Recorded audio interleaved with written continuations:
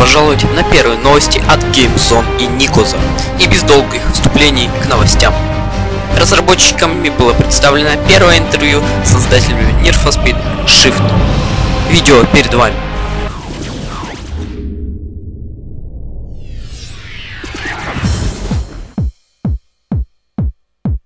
Need for Speed Shift has been in development for about 18 months. The project actually started out of the passion for racing cars and driving cars. And when we decided to go a little bit more authentic with the Need for Speed brand, I quickly volunteered to build a game with my racing background and having, being a race driver and all. And I met with a team in London, the Slightly Mad Studios team, and they showed us a tech that we loved and that we figured we could build a pretty spectacular game based on. So we spent the first, good 6 months of development actually focusing on the core elements of a racing game, which is, how it feels to be in the car, how it feels to race and drive the car, and what happens to you when you crash, what happens to you when you brake, what happens to you when you take over or get taken over by other cars. When you play the game, that's the first thing you'll notice. Everything from the in-cockpit view to, head movement under braking or under crashing, or, camera blurring when you crash or when you go fast, so that you focus your eyesight on the road instead of on other things around you. Sound, obviously.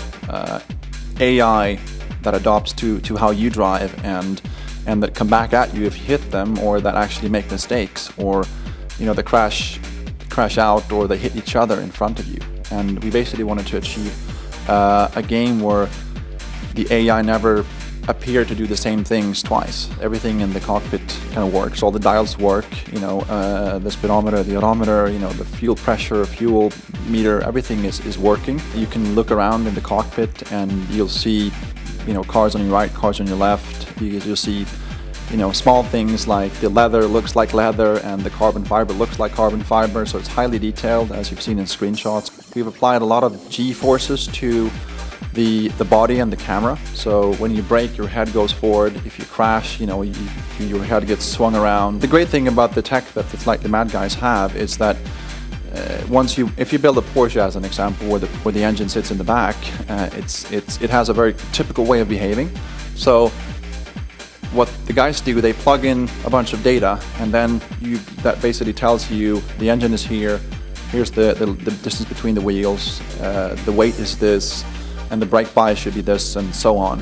And then that's kind of the first step in the raw data. And once you have that in, you then start playing with the numbers and start basically tuning it, and very quickly from raw data you can assess whether this is going to be fun or not to drive.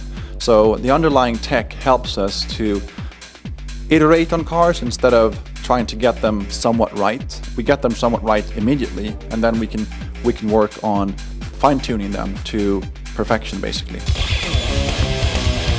It's not open world, it's track-based to a large extent. You'll see famous tracks around the world. You'll see some fictional tracks, as you've seen today, the London track that we have, which is based in a real location, but there's no F1 track in London, unfortunately, but we made one for you. So in this particular race mode, at least, that's what we have. We have other race modes that we can't talk about today, but they will be different types that once you see them, you realize that this is actually more than just a track-based racing game. There's a pedigree to what a Need for Speed game should be. So like, you want to have licensed cars. There should be obviously tuning is in the game, basically all of them, and customization to your cars, changing body kits, changing liveries, tuning your car, putting a different engine on it, and those kinds of things. And when you see it, you'll realize that it looks better than anything in the industry today. Yeah, and then the second thing I think you notice is the driver experience and how different it actually is. It's actually hard to talk about it and not show it, but once you see that, I think that's what people are going to talk about. Need for Speed Shift is coming to Xbox 360, PS3, PC, and PSP in the fall of 2009.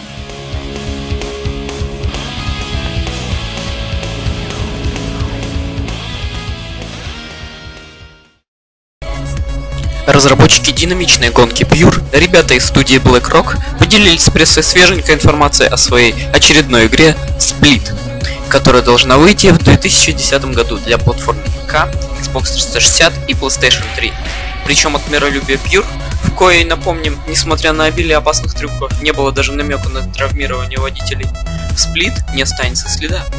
Во-первых, геймерам предстоит пересечь из дикованных квадроциклов на более привычные для любителей виртуальных гонок спорткары. А во-вторых, в Split участники будут самолично моделировать трассы с помощью взрывов, прокладывая новые маршруты и устраняя.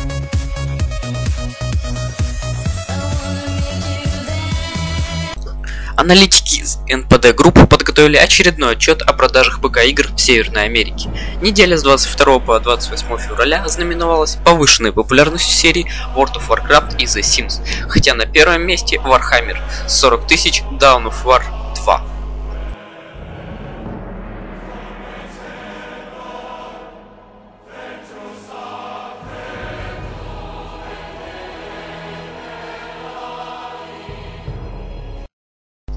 Ну и кратко.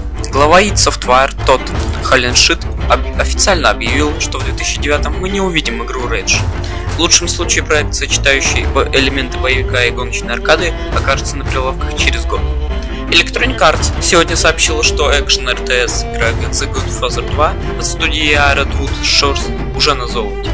The Good Father 2 выйдет на Xbox 360, PlayStation 3 и ПК 7 апреля. Sierra объявила о выпуске нового приключенческого экшена для PSP. Новый тайл называется Wet. Это был Никос и новости. Увидимся скоро. Пока.